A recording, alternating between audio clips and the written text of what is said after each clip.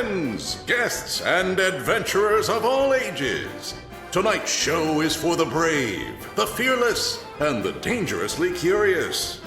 Witness feats of strength, daring acrobatics, and mystifying magic. Get ready to have the most astounding night of your life. Welcome to the Circus of Wayward Wonders. Welcome to Roll for Combat, 3-Ring Adventure. Hey everyone, welcome to Roll for Combat 3-Ring Adventure. I'm your GM and host, Stephen Glicker, and in this week's episode, the characters level up to level 2, and they get a much-needed rest after an extremely busy night. So, several things to go over real quick. First up, I wanted to mention that this is the longest episode of Roll for Combat, I think, ever.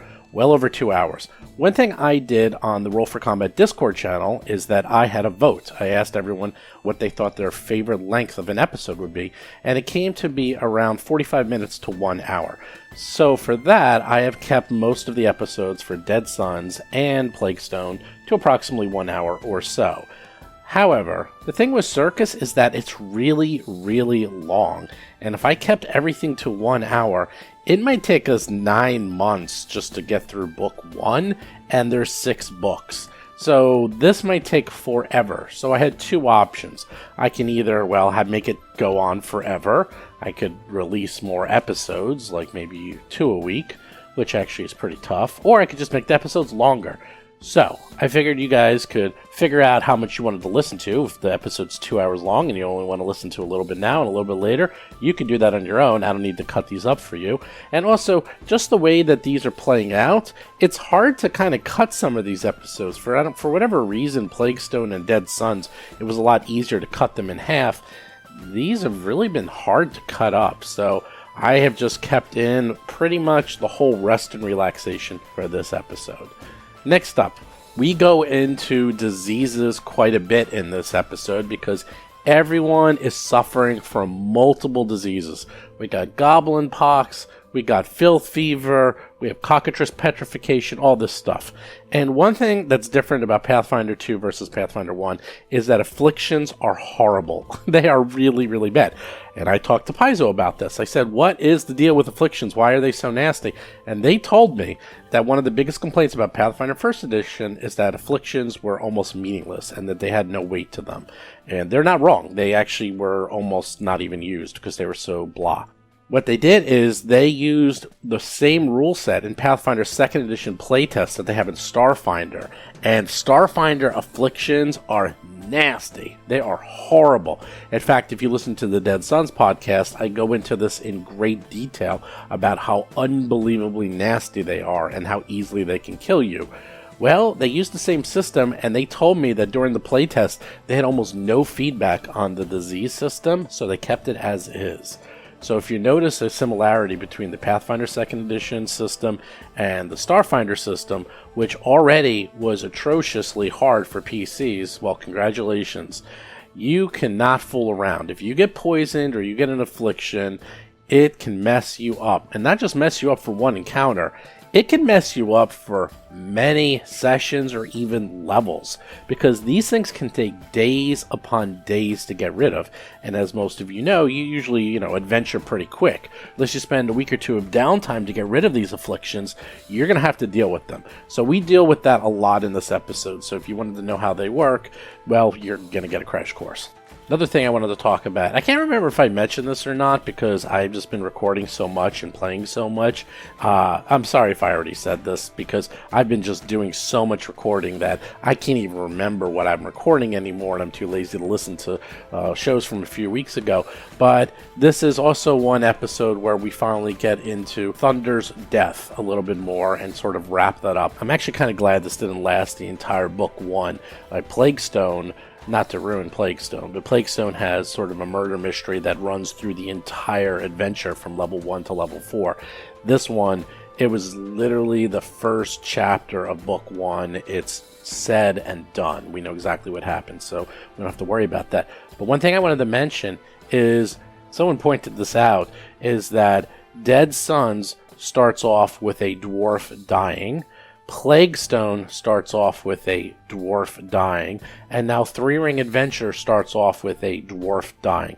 I don't mean it starts off like a couple of sessions into the adventure that a dwarf dies. I mean the very beginning, as in the very first thing that happens is a dwarf dies in all three of those. And that is weird that they just keep using the same hook. And not only is it the same hook, but it's always a dwarf, a male dwarf. Even in Starfinder, it was a male dwarf. That is bizarre. And does anyone else know of any other adventures that start off with either someone dying in the world of Pathfinder or a male dwarf dying in the world of Pathfinder or Starfinder, now I think about it? I definitely want to get to the bottom of this because it's just coincidence that every adventure path and adventure we've played starts off literally exactly the same way. That is bizarre. And then finally, I do want to mention all the other things I keep forgetting to mention. The Discord channel, if anyone wants to play, especially in this time, if you can't get together and you want to play online, you can play games of Starfinder or games of Pathfinder on our Discord channel. People are also running online games if you want to play one of those as well. Just go to discord.rollforcombat.com. It's free to join. We have over 1,300 people on the Discord. We are up to our 236th table created over the last 2 years, so lots of tables are being made on a constant basis. If you've never done Play by Discord, it's a lot of fun. You can either do Play by Discord, or some people run live games as well, and you can sign up for those. So if you're looking for something to do, head on over there, and that should scratch your itch. Also, don't forget to check out the Patreon. We have a lot more people that keep joining the $10 Patreon, and you guys have been joining us when we record. Right now, our schedule is pretty much semi-set. We seem to be recording Circus on Sunday nights between 8 and 11 p.m. Eastern Time, and we're recording Black Lodge mostly on Mondays between 8 and 11 p.m. So those appear to be our semi-regular days right now. Sometimes we'll get in another show of Circus sometime during the week. Seems to be on Thursday. So at the bare minimum, if you become a $10 Patreon, you can watch and listen to us live. You can ask us questions, you can talk to us, you can do whatever you want. You'll just have fun. And we invite you, you can actually watch us. We have a stream, so you can see the private stream of us playing. And you can just comment throughout the whole stream. You can comment throughout the whole podcast. People do. And everyone else is chatting with you guys. It's a lot of fun. So all you have to do is $10 Patreon, and you can watch Circus and Black Lodge at least once a week. Right now we've been getting Circus twice a week. And so you're invited to anything we do, you're invited to. And if you can't do that, for $5 you get everything early. We post it on the Patreon page, and everything you get early. And of course, we also do other things, like we put graphics on there, we put the original artworks for all the characters, and things like that. Also, don't forget, I keep forgetting about it myself just because I've been so busy, is the Roll for Combat Superstar Contest, where you just make a monster and you can win money and prizes and fame. It's that easy. Just go to rpgsuperstar.com and voila, you can make an account for free. You can create a monster. It's really simple. You can make some for fun. You can hang out and so forth. Just check it out. You have until mid-June to submit your monster, so you got plenty of time. Anyhow, with that, let's get to this week's super duper long episode. Last we left off, you managed to save the camp by killing a druid. What do you know? All those animals going crazy. Who would have thunk a druid was behind it all? But now everyone's sick, everyone's tired, everyone's exhausted. You have been trampled on by rats. You've been bitten on by rats. In fact, you have rats on top of rats. There's rats everywhere. On top of that, we have Darius, who slowed after the angry chicken kept pecking at him. Who knows if he's going to live through the night? We'll find out shortly. But if you do live through the night, all of you have leveled to level 2. That's right. In one day, not only did you put on a great circus, not only did you kill lots of forest creatures, not only did you kill what you presume is an evil druid, but you have leveled up. That was fast. But let's go through to see if you wake up alive or dead. Let's do some rolls, shall we? Uh-oh. Ooh, these are good rolls. All right. So let me look at my notes. Alhara, you wake up the next morning, and sure enough, you do not feel very well. You feel sickened. You feel as if those rats, when they bit you, they gave you something. Filth fever, perhaps? Darius, you have goblin pox. Oh, right. And sickened one. And we'll get to goblin pox in a second. Plus, you still have the cockatrice that bit you, so you're slowed one. And we'll get to the other people in the camp. But here's the fun thing. I actually posted on this on Reddit, and I spoke to some Paizo representatives, because Goblin Pox, a level 1 spell, looks like the most powerful spell in the entire game. And I'll tell you why. Because you are now at stage 3, and there's no duration. Goblin Pox at stage 3 gives you a sickened 1. How do you get rid of that? Well, once a day, you have to make a saving throw to get up to Sickened 2, and then one round later have to make another saving throw to get to Sickened 1. Stage 1. And then another saving throw to get rid of the disease. Now, does that What a fun game. I know. Does that sound insanely hard? And the answer is yes, it is. But yet there's more. Isn't the stage 1 and 2 only a 1 round duration? So isn't it like maybe there's like a fit once per day where he sees how many fortitude saves in a row he can make and see if he can shake this thing off? Vanessa Hoskins is playing Alhara Varus, the amazingly agile Alhara, a half-elf gymnast swashbuckler. I went through it with the developers themselves. You have to How make is it?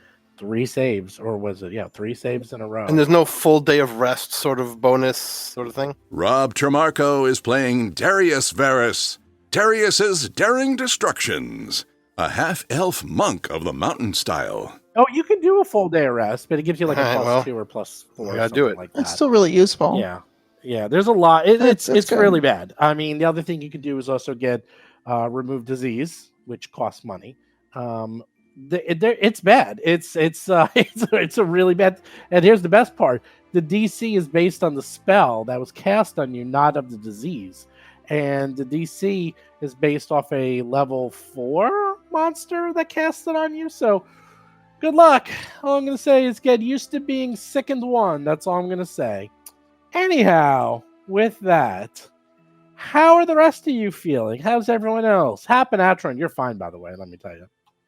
I got a good night's sleep. I really needed that. Lauren Sig is playing Hap, the Starlight Sparrow, a human fire elementalist sorcerer.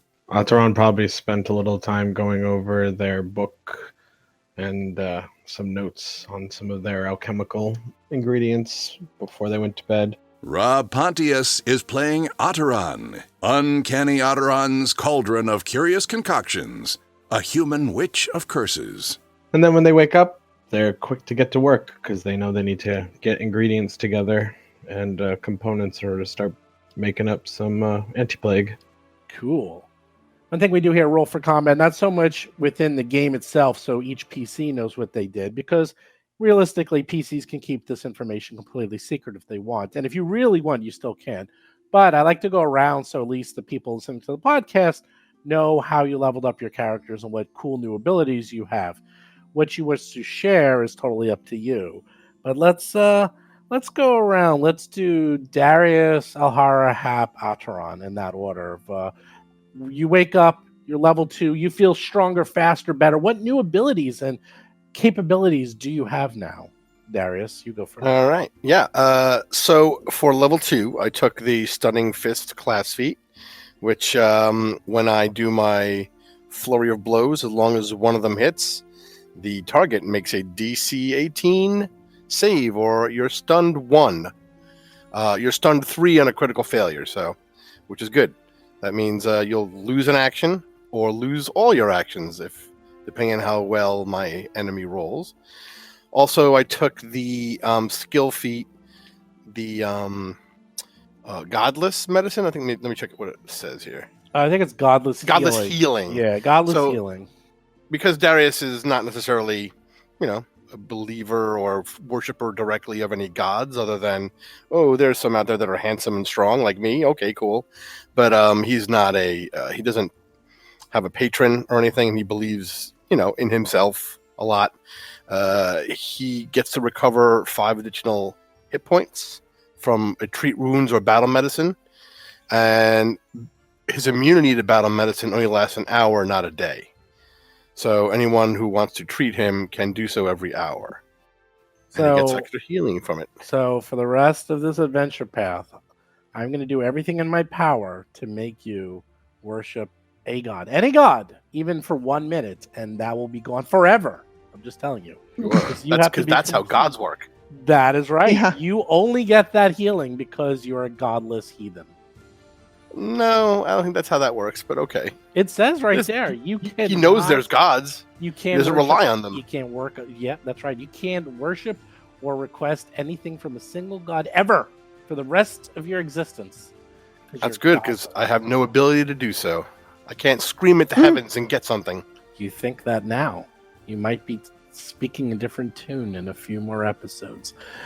I mean, I may die very soon of goblin pox, so that's true. I have a new character. That's true. I mean, let's be honest. If a god convinces you that you can rely on them and they have tangible things to show you, I think losing a feat is going to be a really good trade for that. No, I want my +5 hit points. I need him +5 hit points. But there's magic, and it's not like he's an atheist. Like, I don't believe in gods or anything. It's just more like they bicker amongst themselves and are fickle with their power.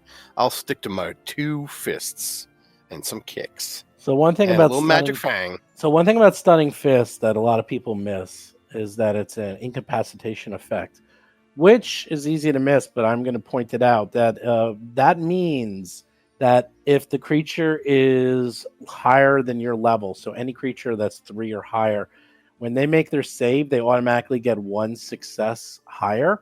So a failure becomes a success, critical failure becomes a failure, and so forth. So you will only be able to stun creatures realistically your level or lower. Just keep that in mind. That's fine. I mean, they so if they critical fail, they'll just have 1 action less. That's all. They just fail. Right, exactly. For spells, it's double, but for abilities, incapacitation's a little bit better for spells. But for abilities, it's like you basically only use it on creatures your level or lower, and that's it. Successfully. I mean, you can still use it, but the only way it would work against a creature higher than you is if they critically fail, and that's it. Otherwise, it doesn't even affect them. Elhara, what did you do? So Alhara is not a godless heathen, and she is a devout follower of Circus, and as so, physical fitness and perfection is very important to her, and she works out every day. She never misses leg day, and because she never misses leg day, she has developed some pretty cool abilities. So at level 2, I chose to take a dedication, an archetype dedication. Alhara dedicated herself to the Staff Acrobat archetype, which allows her to do a bunch of really cool things with her bow staff, including trip and shove, even if she doesn't have a free hand, which I may have done wrong at least once so far. Oops, sorry. But now it doesn't matter because I have this cool feat. She also gets an extra bump to her success if she's doing a balance while using her staff, because she can use it to balance. And one of the coolest things she can do is it increases her jump, so that when she is holding her staff, she can use it sort of like a pole vault to push herself up off the ground and jump even further and higher. I also got a skill feat, and for my skill feat, I chose Powerful Wrestler. It allows me to disarm and grapple and trip and shove creatures up to 2 size categories larger than me, and I feel like that's a pretty good long-term investment. I don't know that there's going to be a lot of fantastic ogres and things in our near future, but I'm pretty sure we're going to face at least 1 large creature at some point. So I'm going to go ahead and take Powerful Wrestler, and that'll get her some real fancy moves that she can use to take down some bigger foes. So it'll be pretty cool. I think you took that just so you can wrestle your big brother and win. Gives her an edge. That's exactly why. It doesn't give her any bonuses. That would be kind of cool. But it does give her the ability to do larger things. So even if Hap down the road or somebody puts, maybe Ataran puts an enlarged person on Darius, which would be amazing, Alhara would still be able to take him down. I don't know if enlarged person's on the primal list, is it? Let's look. Enlarge is arcane or primal. Well, there Second level you spell. go. I read it. Yes. I wasn't actually impressed with it in this edition. So it would have to be Hap. I won't get that. I think mean- it's clumsy 1 and +2 damage, and that's it. Well, your reach also increases by 5 feet. That's nice. Oh, well, yeah. That's pretty good. Reach is big. Yeah, and then at higher levels, it does other things. So, like, you become huge, and you get Huge a and +4 +4. bonus to damage. Ooh. Yeah. I know, but that's really good. It's hard to get status bonuses, and a +4 is real nice. Meh. I don't know. It's a second level spell. I'd rather just cast a fire spell. Yeah, probably. But it's still kind of fun. Anyway, yeah. So, yeah, I think Titan Wrestler is going to be a good long-term investment. Cool. Next up is Hap. Little old Hap. Who knows what Hap did? So, in most RPG systems, it typically takes me like a whole bunch of levels before I feel like the character concepts I've created really starts to shape up into the image that I intended it for. What I like about second edition is that I can normally hit that by level 2. And Hap is no different with this. I created her a long time ago back in 3.5 and never really got the chance to play her. And she was always a bard sorcerer. And so that's what level 2 was for me, was picking up that bard dedication, which I think is kind of bad from an optimization standpoint, but it's just so fitting for me because that's what I want to do. I want to be a bard that inspires via the use of fire. And so that's what I did. Bard dedication, which gave me some cantrips that I can use for kind of bard-like things since I don't actually have any performances.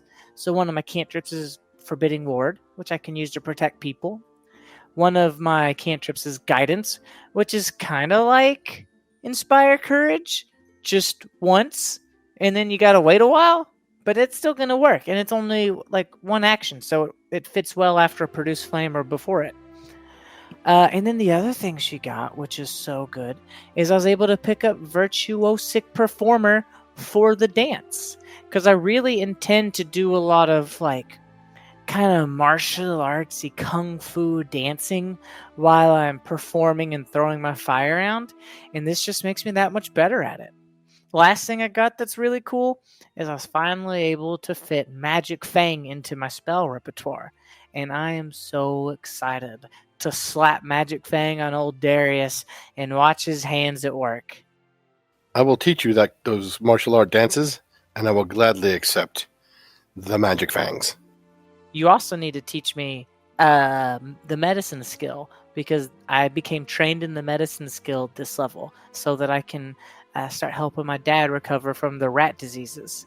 Oh yeah, that's everyone's getting a crash course in medicine after all the filth fever, goblin pox, cockatrice bites, rat biting, and all the other things that we have going on. Last but not least, Ataran. Little old Ataran. Nothing exciting happened to them because they always are in the back, in the rear with the gear, always back behind everyone. So, did they even get damaged in any of these fights? Nope. Wow, that's impressive. So, what are they doing? Ataran is actually feeling perhaps a bit guilty in that while everyone else is suffering, they have not, even though they tried to be vigilant and watch out for others.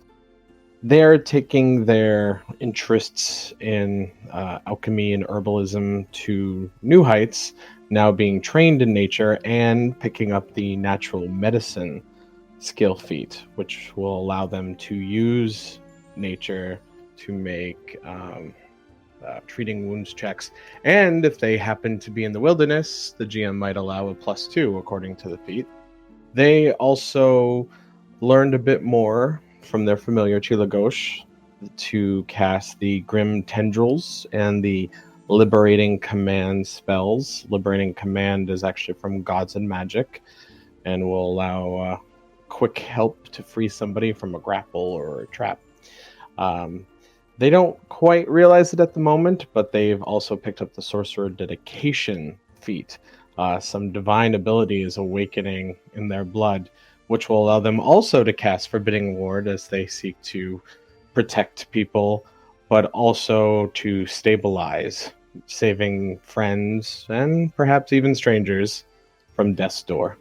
So way too much spell casting, I can tell, because Hap has extra spells, Alteron has extra spells. This is a lot of spells. This is a spell-heavy party so far.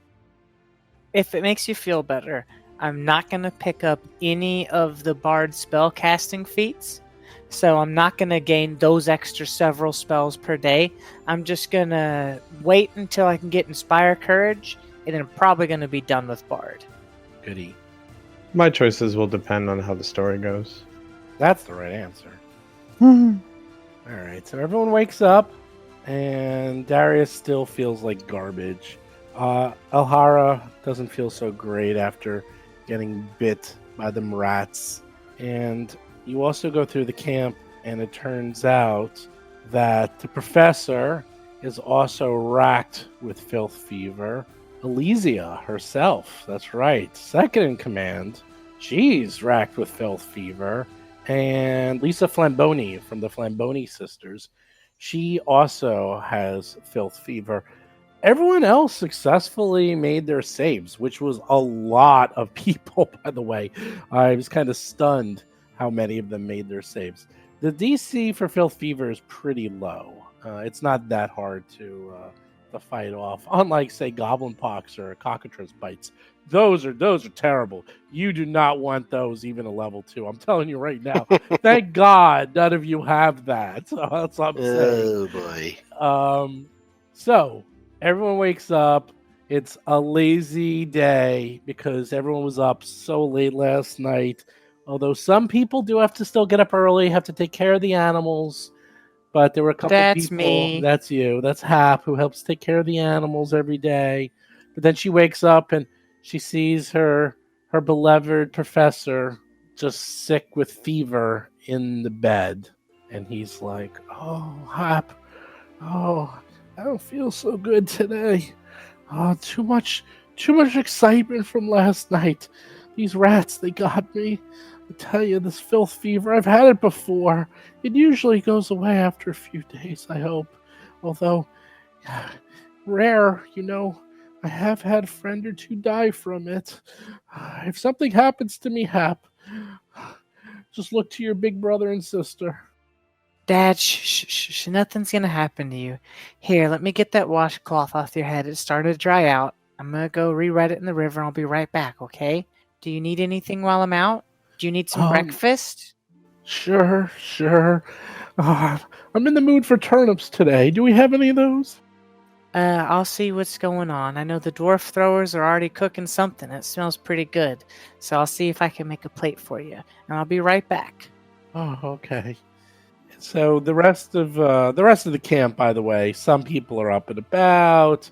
Some people are. You can see people going through and cleaning out their cabins, because especially the Featherfall 5, because she was in there with her rat swarm and the cabin was just destroyed with rat feces all over the place.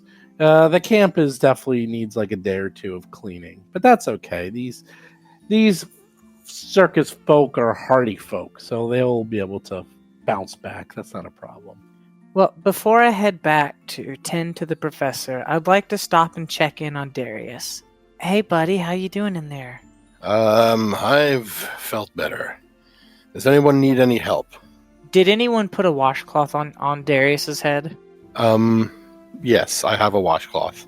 Okay, I'm gonna check your washcloth and make sure it's, wet enough. I don't actually know why people do that. I'm gonna make sure your washcloth is wet It's enough. because it's cool. Yeah, okay. Let me change your washcloth, buddy. No, Elhara probably did before she got up and left, because she would have gotten up at dawn, essentially. Okay, looks like Elhara's done a good job taking care of you. I think you're gonna be all right. and everybody Darius else. will start to stand up and walk with you. No. to- I'm gonna push you back down. You can't. I'm gonna try. I'm gonna roll athletics. Sure. I want to see this. That's right. 13. Not bad. Not bad. But what's your fort? I don't think it works. Oh, it's like a 8 or something. My fortitude is a 7. Sorry. That means critical success, right? No. No. That You have means to beat it's a failure, but it's 17, not I a think. you have to beat 7. It's not a critical failure. It's just a failure. So you try to hold him down, but he Tries to hold me down, and I'm like, "Oh, you're pushing me. It's working." No, it's not working. And then I get up and I carry her under Darius, my you're arm. sick. You need to lay down. Darius, put me down. You need to go lay down. I will. You I need will. to get your rest. I put her go out of the the where I was laying, and I put Hap down. I pat her on the head. Let's walk to the water together. I'm allowed to walk. I have to stretch anyway. I'm feeling a little stiff after that cockatrice bit me. Well, hey, I'm gonna steal your medicine kit while I'm here. I want to use it to help Dad. I'll come help. I'll come with you. You gonna make sure I don't mess it up? Yes, I'll show you how to do it. Let me take the lead. All right, but make sure you wear a mask. I don't want Dad catching the goblin pox. I don't. Do I know if this is communicable in that way, Stephen? just don't bite him. Yeah, I promise not to bite him. That's how rats transfer it and goblins okay. transfer it. I will. Yeah, don't bite him. I'll do my best not to bite anyone. So that brings us to a downtime activity. If you want, you can treat disease, and you have to spend 8 hours caring for a diseased creature. After 8 hours, basically all day, you attempt a medicine check against the disease's DC. And then if you succeed, they'll get a +2 bonus against the disease when they do their check. If you do a critical success, they get a +4. If you critically fail, they get a -2, by the way. But here's the trick. It only counts for one roll, even if you do it all day. So Goblin Pox, that's right. Not much worse, because you need to make 3 rolls in a row, not 1. So fun. There are a few other things just to keep in mind. Aberton is a real town. It's got about 1,000 people. So you can buy and sell stuff. Like if there's anything you want to go through, like we do have some inventory of things you found. You guys didn't ID everything. We can go through that. So, and you have a little bit of money. You each got 5 gold from, the good performance from last night. So you have a little bit of money.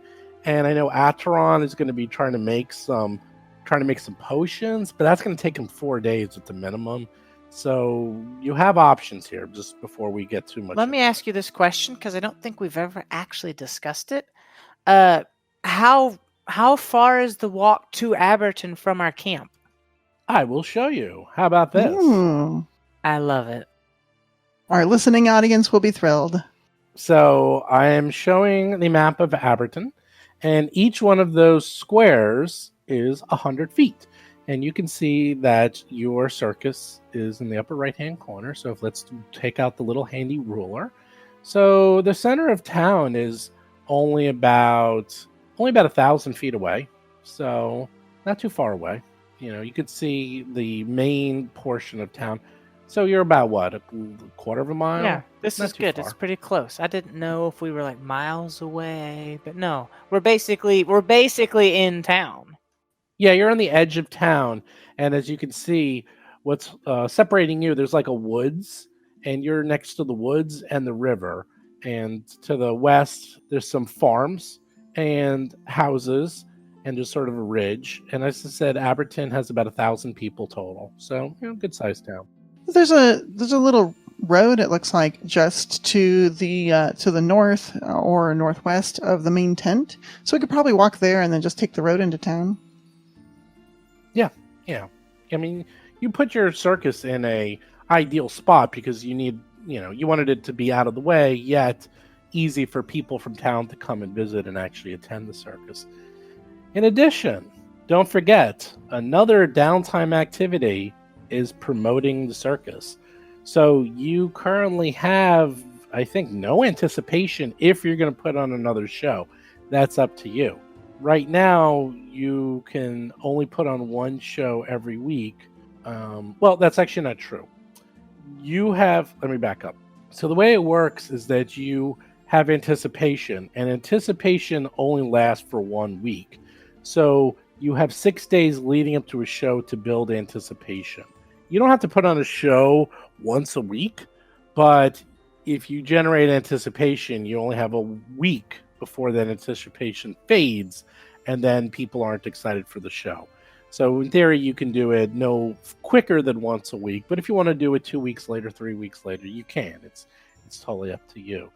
Things you can do is like purchase advertisements.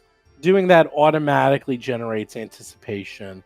Right now, there's not a lot. Like if you do 1 gold piece, 5 or 20, it does anticipation of 1, 2, or 4. The other thing that really helps is that you promote the circus, and that requires 2 consecutive days of you going into town and trying to get people excited. And you just have to do a society check, and depending on how well you roll, you can generate anticipation equal twice the sum of your level plus your charisma, with a minimum of 2. So you can get 2 anticipation up to a lot if you're very charismatic. And I believe that might be the only ways you can really build anticipation I currently know of. Let me say, it's promoting the circus and putting up advertisements. There might be a few other ways. I gotta look. How much time do you have to spend in town doing the promotions? 6 days or something, up to a week, right? Like to build it up. Yeah, I mean, you're not going to spend, like that many hours consecutively. I mean, you're going to go into town for how long? What? 8 hours is most one-day activity, and specifically promoting the circus takes 2 days. I can't afford to spend 8 hours in there. I have to take care of the professor. Oh, we are not having another show for at least 2 weeks until everyone's okay. Yeah. But I do want to go into town and go shopping with Otteron. Yes, Otteron definitely wants to go. Probably sell a couple things and pick up ingredients for their work. Yeah, so I think the 2 of us can go together. Darius and Alhara should get back in their beds and get some bed rest so they can get over this disease and help us take care of everyone else. Oh, Alhara isn't even there for you to yell at her. I'm yelling at either Alhara or Vanessa. One of you 2 needs to listen to me and do what I'm saying.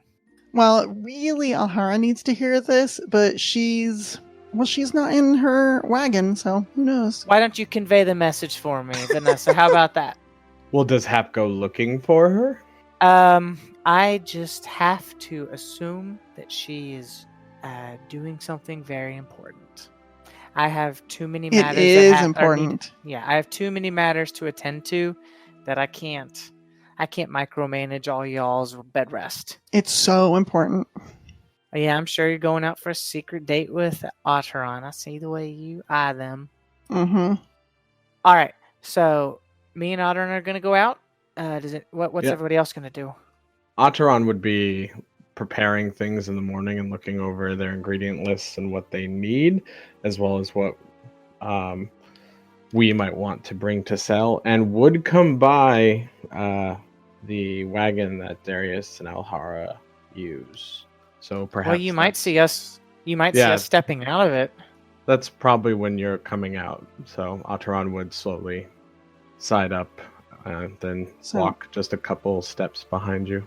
So as Otteron is approaching the wagon, they see Alhara standing, holding one of the benches, like one of the big logs they use as a bench, around the fire, up over her head, and she's sort of standing basically where the log usually sits, and she's just sort of like in a squatted position. Her arms are sort of shaking a bit, her legs are shaking a bit, and there's like sweat pouring down her face. Otteron would frown slightly and continue over to Hap and Darius. Oh, hey, Otteron. Sorry, I wanted to roll athletics to see how well she was doing, and I rolled a nat 20 for 27, so she's got a critical success in holding this log up regardless of the fact that she's sick. I don't know. That's -1 because it's sick and 1, so you only get a 26. Well, okay, but if a 26 is a success, then it's still a critical success for the 20, so I'm gonna take it. But that is true. So 26 total. So real quick, a couple of things. One, you have a crystal vial, which you never ID'd. Mm-hmm. You have the ever-burning torch, which you got from the ringmaster's cabin. By the way, something else you're going to have to do is perform a funeral for the ringmaster. Keep that in mind. You have the bag with the symbol of Gozera on it. You have a highly detailed map of Aberton. You have a few handfuls of tasty nuts. You have that holy bush feather token. You found some coins on that dead guy near the cockatrice. That was 3 gold pieces worth. You found the suit of splint mail armor, which is actually worth a lot, by the way. You found that low-grade cold iron pick, which Alhara has, which is worth a ton of money. You found, low-grade cold iron pick. That's worth a ton. You found the potency crystal, and then you were in the rush last night of killing that druid. But after killing her, you found hide armor, her staff, the key to the ringmaster's wagon, her really cool rat hood, and her sickle. So that is what you have in terms of accessible loot, shall we say. Did we already detect magic to see what we would need to identify? You did not. Let's just Or do even that better, real quick. read aura. I don't think I took read aura this time. I know it's so crazy. good. It is. That's why I didn't take it. I didn't want to just always take the correct choice all the time, Yeah, it's much better to do the Celeste method of discovering if things are magic items. So list all of the items we're not sure in a line 5 feet away from each other, and then stand 30 feet back from the first one, detect magic. Take a 5-foot step forward, detect magic. Step forward, detect magic. And that way you can see if each of them are magic. Is there a way we can just use detect magic and just say it's not silly and works? No. You have to do it the silly method. All right. That is the rule.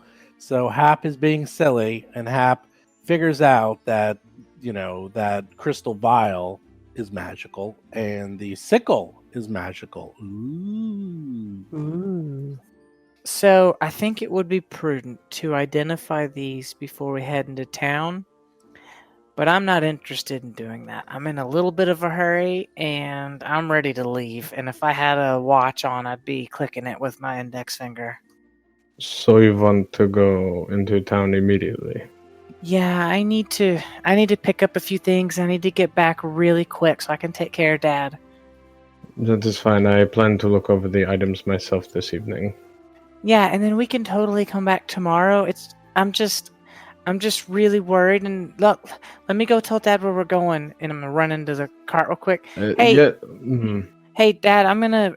Here's your new washcloth, and I'm gonna run into town real quick for a few things. I'll be right back. Do you need anything? Do you need anything? Darius will come up behind you and put the cloth on his head, and I'll take care of him while you're gone. Thanks, big brother. I'll be right back. You won't even notice that I'm gone. The sick taking care of the sick. How lovely. Yeah. If Darius followed after Hap, then Ataran does as well, and says, and you should make sure your sister does not overexert herself. I think she would listen to you best, Darius. This is how she deals with sickness. She lifts logs. Yes. I'll see if she needs help. Darius would probably know that she does this every morning. Every time. Yep, this is her routine, whether she's sick or Just not. make sure she stays hydrated and drinks enough water. I will do so. Yes. Well, Atron, are you ready? Yes, I have enough to get the first things we need for some anti-plague. The rest I grab your arm and I link Oh, with it. yes. All right, let's go. Wonderful. Do you skip into town like 2 little schoolgirls? Ataran looks particularly perturbed, but wide-eyed, moves along with Hap, just looking somewhat frazzled at the close contact. I see you looking perturbed, so I'm going to talk to you about this. Thanks so much for coming with me, Ataran, for being my escort. Normally, Big Brother goes with me, but I'm just so worried about him. I'm just so grateful that he's not coming into town. And I feel a lot safer having you here than going by myself. So thank you. The feeling is mutual. Your talents with fire are quite good, and you survived quite a snake bite. Ataran, I don't think I've seen you smile like that before. It fits you. That's good. You should wear it more often. I do not smile much. No. Yeah, that's your story, and you're sticking to it. I'll keep it a secret just between us. Yes. Yes. It is expected amongst your people to smile more. Hey, why is Alahara so mean to you? I am. Atron pauses a moment while they're walking and then narrows their eyes. I am not good with people and sometimes accidentally rude. I do not understand right things sometimes. So I have perhaps, yes, I'm sure she is insulted by me. It is my fault. So do not be angry at her. I think she likes you. Alhara is very strong and quite nice. Yeah, Big Sis is feisty. That's for sure. I just wish she'd just kiss you already or something. I'm tired of all the mean mugging. That's how it works, right? When you like someone? This is perhaps best conversation for your family. But kissing, I believe, is common amongst your people. Are you saying kissing isn't common amongst your people? I thought... Wait, are you not our people? I am not from here, and physical expression is far more painful, but a strong reminder of your existence and survival in life. There is not much, at least for me and those who raised me, not much in the way of physical affection. No, it is odd to me and strange. But I understand it is common for you and your people. This is not easy for you to talk about, is it? No, I am very uncomfortable. Yes, you are stumbling over your words, and I'm honestly here for it. But thank you for sharing. I won't make you share anymore. Now hurry up. I wanna catch the baker while they get some fresh loaves out of the oven. I can walk faster, but you are shorter, and I do not wish to outpace you. I'll just start running. I mean, I've got your arm linked. I'll just start running. Okay. All right. So, You run into town. Yeah, Atron looking rather perplexed and confused, but dashing along to keep up with Hap. all right. Can I find a bakery? Sure, you could find a bakery. You find a bakery. It's called A Lot of Fun. Oh, that's cute. I'm gonna walk in and I'm gonna see the baker and excuse me, sir. I would like some fresh pies, and I think I'd like a whole lot of them too. I need to feed like 20 people, and like half of them are sick, and I think that some fresh pies would make them feel better. The baker is a short, rotund man who has been obviously baking since the dawn and looks over to you and says, "Oh, you're from the circus. I heard about you. I had to stay here working, but my family went and they were going on and on about the show last night. What? Who are you? Who are you two? I wasn't able to go." Well, sir, and I'm going to immediately roll my perform dance. Well, there we go. Perform dance. Atron hovers just oh, that's at the wrong doorway. skill. All right, this gets a +1 because I have Virtuosic Performer. So I get a 14 on the die for a 23. So I say, well, sir, and then I do like a cool little spin, and then like I do like 2 Shaolin forms, and then I stand upright with like my legs like shoulder length apart and my hand up towards the sky. I am Hap, the Starlight Sparrow, and then I'll hold like a little fiery bird, but I'm not gonna throw it in his bakery, and then I'm just gonna have it wisp away as I snap my fingers. Oh, and he like gives you a big round of applause, and he takes out like a really big cookie, like one of those big cookies with lots of little chocolate chips, and he pulls it out. He says, "Oh, that's wonderful! Best thing I've seen all day!" And he hands you the cookie. He's like, "Here, take it!" And he sees Otteron there too, and he says, "Oh, you too!" And he pulls out like a different type of cookie. This one seems to have different colors and sprinkles on it, and hands it over to Otteron as well. Oh my gosh, thank you so much. And I'm gonna take 2 hands and I'm gonna start nomming on this tasty cook.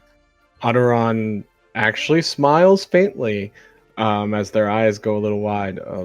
Thank you. I enjoy confections and sweets from your people. This is very much appreciated. And Otteron bows their head. So he's like, "Oh, pies! We have lots of pies.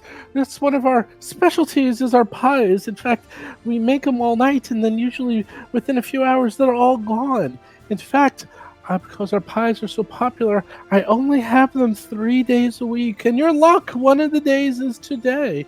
What would you like?" And sure enough, they have a long list of different types of pies. And if you give me a second, I can even list them out because I know a thing or two. Hold on. Sure, yeah, I'll sit here. I want pie so bad right now. I think I'm gonna get. I'm in for pies. I think I'm gonna bring 5 pies back to the circus. That should be enough so that everybody has a little bit of something. Hey, Otteron, why don't you go get your alchemy stuff while I'm picking out pies, and then you can meet me back here, and we'll head back to the tent. Honestly, I am interested in pie as well. Well, then stay here. You can help me pick them out.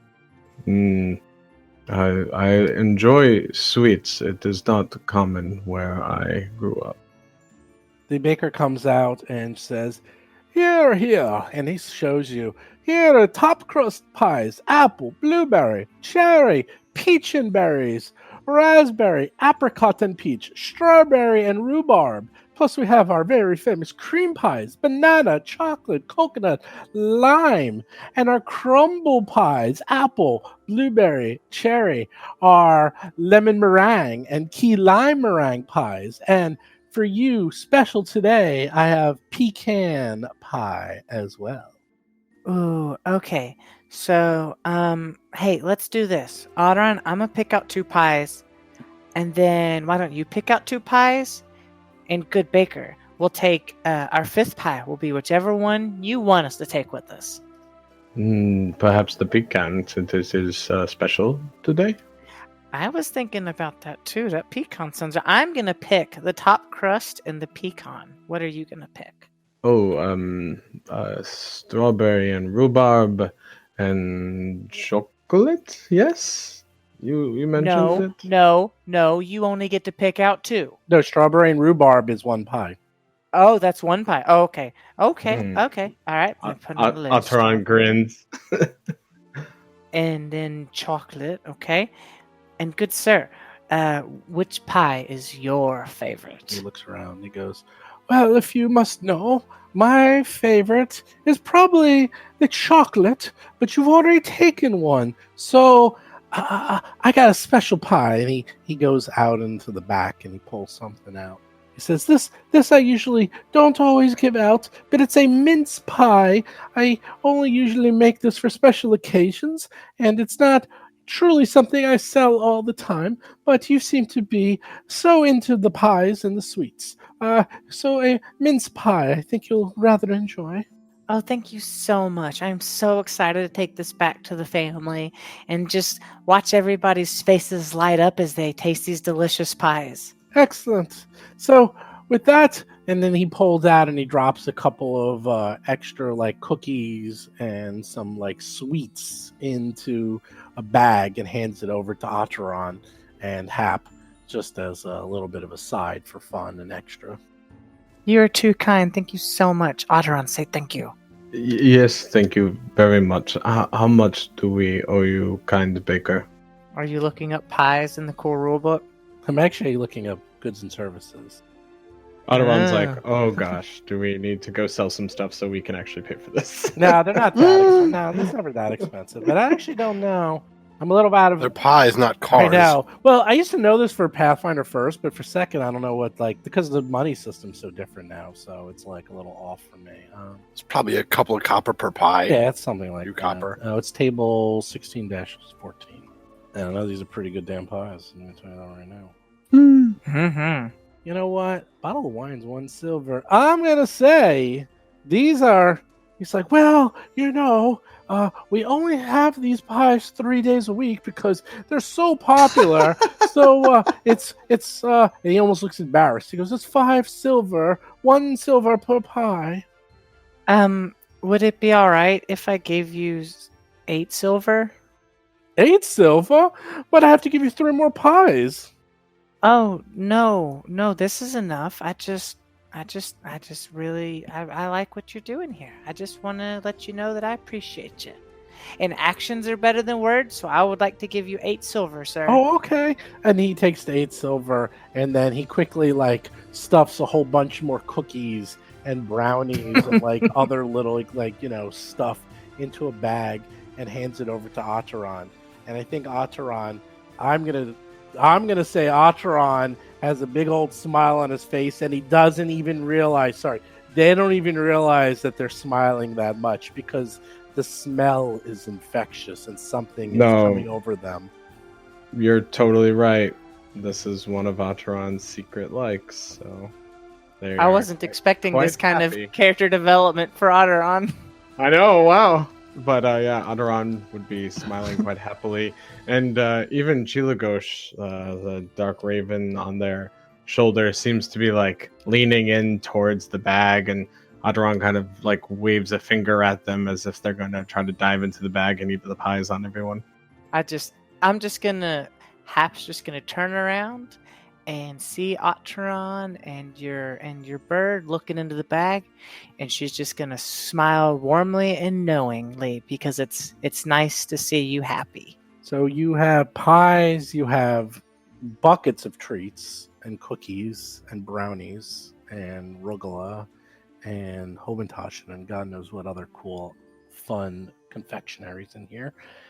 So with that, what else do you wish to do? There's a whole town in front of you, and it's still very early. Otteron wants to, with just a focus on getting some alchemical ingredients for now and selling the other things later after all is identified, so that they can start their crafting. They're going to look just for some of the common herbal ingredients that they need for anti-plague and maybe some small vials and such to carry it, or small flasks, whatever's available. Sure. And so the way the crafting works is basically you still pay whatever it costs. The only difference is that you spend half of it up front, and then depending how well your craft roll goes after 4 days, you can either spend the rest and then craft it, or you can spend extra time and then it's cheaper. For things like potions, it doesn't really, it's not really cost effective to craft them that much because they're so cheap. But when you're getting into magical items and very expensive items, spending a couple of extra days crafting can really add up. But right now it's almost negligible because how much is a potion? One of those, I think it's like 3 gold per those potions. Yeah, I mean, if there's some available to buy, there's definitely some available to buy. Otherwise, you'd have to spend 12 gold to make 4 because you do it in batches of 4. So you would have to get like 6 gold worth of ingredients and spend 4 days, and then another 6 gold if you succeed your roll or less. Yeah. So. Yeah, although I don't have 12 offhand, so I've got 5 on me. Well, you don't have to buy 4 potions. You can buy 1. You can buy as few as you want. That's up to you. And you have stuff you can sell. So it's up to you. Yeah, I think Otteron will get some ingredients, and then maybe we can buy a couple for 6 gold. You just tell me how much you need, and it's yours. Yeah, so Otteron would say, if you can give me a few gold pieces, we can get a couple anti-plagues immediately to help your siblings or your father, the professor, and that way we can make sure everyone is... Well, we'll see who needs it the most first, perhaps, and then we can give it to them. And then meanwhile, I'll start on some others being brewed. Later tomorrow, we can come back with things to sell and perhaps buy more immediately. How does that sound, Hap? Hap just tosses you her whole gold pouch. Take what you need, friend. Oh, It's for the good of the group. Yes, very much. Agreed. All right. I will buy a couple and buy some ingredients as well, and then tomorrow we can settle things up after we sell anything else. Okay, now hurry up, though. These pies are getting cold. So what's the potions? I forgot what the exact treat disease, or what's that called again? Oh, I'm just making anti-plagues, which are Anti-plague. alchemists. Yeah. Which is 3 gold. So they just help with disease rolls. So lesser anti-plagues, 3 gold. So you're gonna get 2 lesser anti. So that will be 6 gold pieces. Now, each of you managed to get 5 gold pieces for the performance, and then you found 3 gold pieces on that dead dwarf. I presume you guys split it between the 4 of you. That's how I normally roll, unless people really give me a stink and you don't want to split the gold, let me know. Otherwise, I default it to that. So each of you have 5.75. So we'll do the math later. I kind of am a stickler when it comes to bookkeeping, especially when it comes to, well, buying stuff, because eventually you're going to start wanting really good things and they get expensive. So it's important to keep honest inventory. So I will take care of that later. So you spend 6 gold on lessers, you spend 8 silver on pies and confectionaries for everyone else. You didn't sell anything, and you can go back if you're done. How much of mine did we spend so I can keep my own books too? 3, and I spent 3 of my own gold. No, perfect. That's all I needed. All right, let's head back. Yes, let's go. Well, plus 8 silver. So someone spends 8 silver. That was 100% all of Hap's money. The 8 silver. So 3.8 for Hap and 3 for Atron. And you go back. And not much has changed other than everyone is kind of up and about. More people are awake now. All right, so I gotta head back to the professor, and I gotta let him know that I'm here, and I'm gonna show him that I've got a whole bunch of pies for everyone. Did Darius and Alhara want to do anything while we were gone? Sure. Yeah, I'm gonna help take care of the professor and anyone else who needs it, and then treat them with anything they need, if medicine checks or what I can do, or when Ataran comes back, if those anti-plague potions are something that she can make today, they can make today, then we'll use them. Other than that, he's just generally helping out and seeing if he can mostly, get the professor up and running. Well, if you want to help out the professor, you have to spend all day with him. And I'm gonna do that. okay. So if you want to just do general help, you can do general help. If you want to do specific help, you have to spend all day with them. You got to hold their hand. You got to read them stories. You got to put on puppet shows. You know what Darius normally does. All of the above. I'm taking care of this man. People love Darius's famous puppet shows. I use my old socks. Please take performance and then specialize in puppet shows. Please do it. What about Alhara? Alhara, if she so she's watching as she's holding up this log for a good portion of the morning, and she has, with her boot, dug 2 little notches in the ground, one at the edge of this shadow, and she holds the log up there until the sun raises high enough in the sky that it's moved to touch the other notch in the ground. So she's sort of telling time by that. And after about an hour or so has passed, if she is not bothered, not bothered, cool. After 30 minutes to an hour, somewhere in there, if she's not bothered, she is going to heft the log back down where it was and sort of be a bit shaky, because that's a lot of physical exertion for a bit, and then give herself a quick dip in the stream, washing off her face. And I think it's about this time that I think it hits her about how, that she's not feeling well. Even though she's pushing through pretty well, she's thinking, I should probably go lay down. So she's going to spend a lot of the rest of today in her bunk, taking care of herself. Just, trying to get over whatever this thing is. It's giving her the shakes a bit. Okay. Yeah, then if Hap is going to be mainly the one taking care of the professor, then Darius will also just lay down and help himself to get over this goblin yuckiness. Oh, Goblin pop. good to see you finally back. You look like you need the rest more than I do. This is not a great situation. Last time you had that many spots on you was when you bothered all those bees. Bothering bees. It's what I do. The honey, the promise of honey was very strong. Uh-huh. I think you just wanted the mead that comes later. Well, yes, that's what that's what the best use of honey is. The mead. I don't disagree. Are you actually going to take it easy today? I think we deserve a day of rest after yesterday. Yes, I think that's going to happen. Only the professor and I think one or two other people are in distress. Eliza and the Flamboni sister. Yeah, so if we stay close and help when needed, I think that's going to be good. I thought this was going to be worse than it actually was. I don't know. Have you seen yourself? Go look in the pond. I'm avoiding that. Cover the mirrors. Let me just lay down. Honestly, I don't even want to go out there. After everything that happened yesterday, I have so many mixed feelings about it. Like, the show is fantastic, but we had to scramble because of what happened to Myron. I'm still trying to deal with that. And that woman, she killed him. She killed him over some complaint about, I don't know, farmers farming. I don't understand it.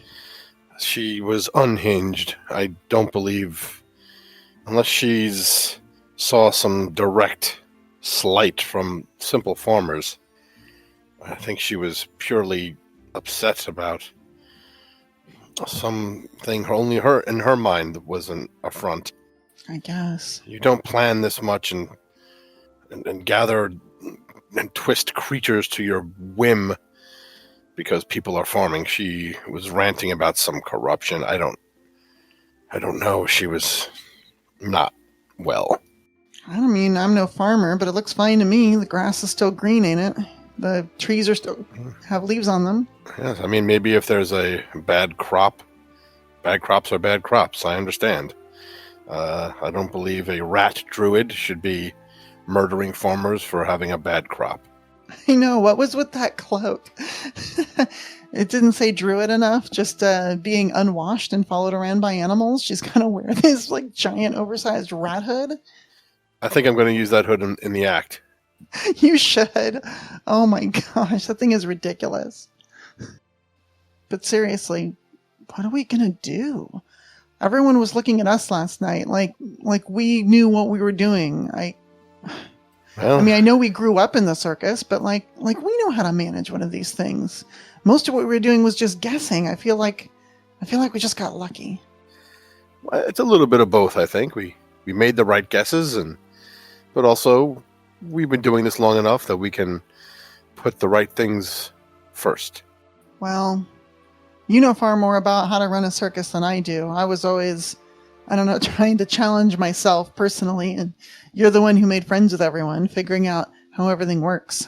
I've never really understood the intricacies of it all.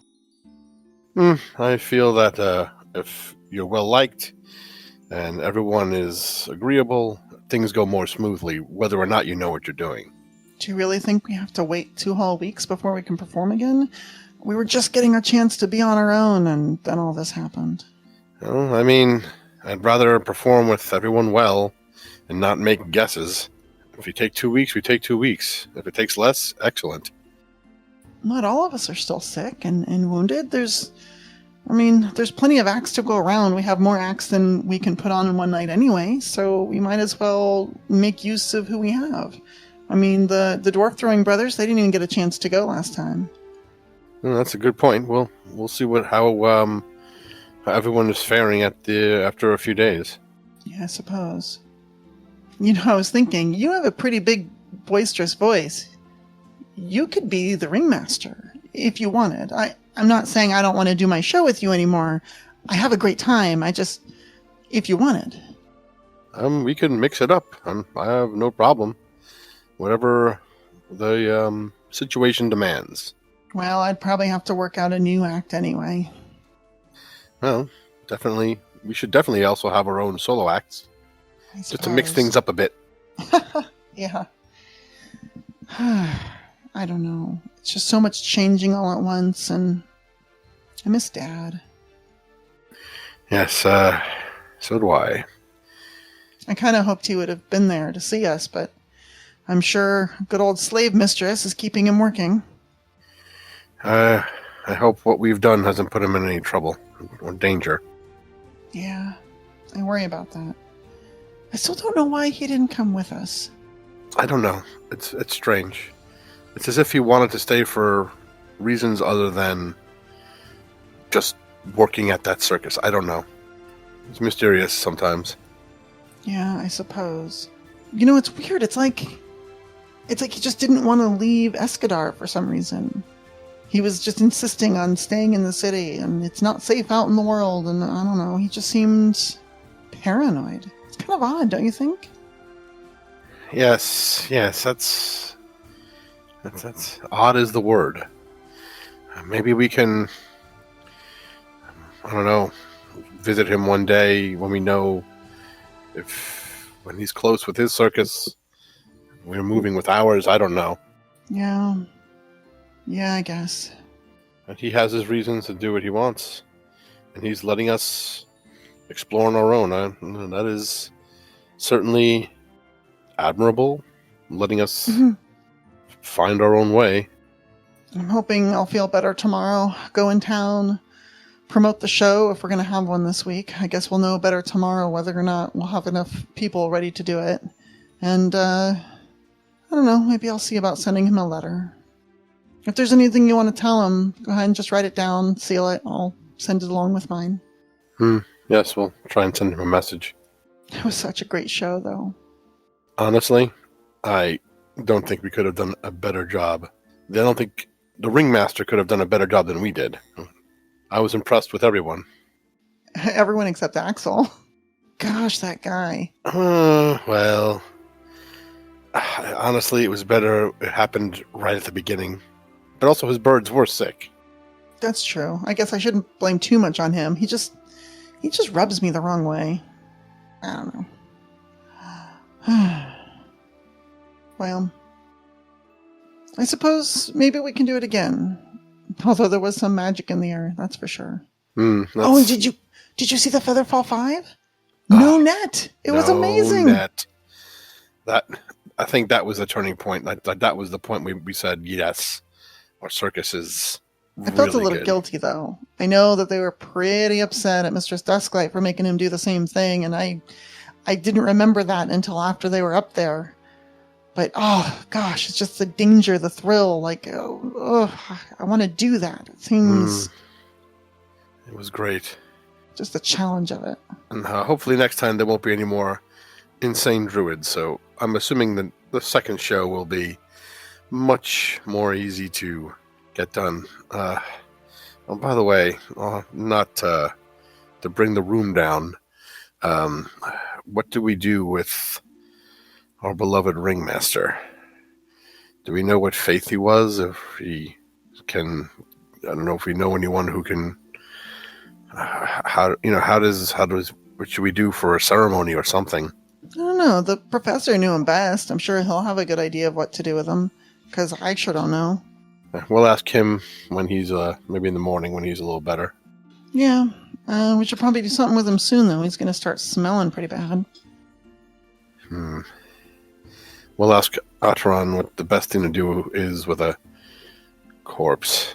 Yeah, they sure know a lot. We should do something tonight, perhaps. Yeah, probably. Like a service or whatever. I don't know. Why do you ask them? I will. So you can do whatever you want throughout the day. If you're going to rest, you can fast forward the day a bit. Since, well, it's going to be a lazy Sunday at this rate, since everyone is recovering.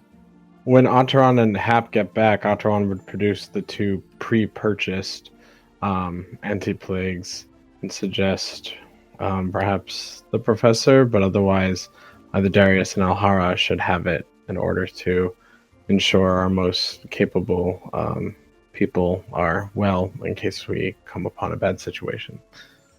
That's a great Oh. idea. Yeah, who are you presenting it to? Otteron would present it when they arrive with Hap to both Alhara and Darius, and then ask. I'm assuming you would want perhaps the professor to have one now, just in case, but then the decision of which.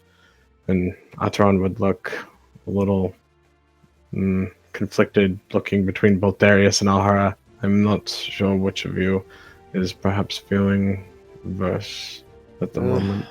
Let's just keep it around, and we'll see how things go in the morning between the 2 of us. But definitely get the professor his vial. I'll be fine. You take it. I had a really good workout this morning, and I'm feeling not too bad. You Maybe a look little very tired. strong.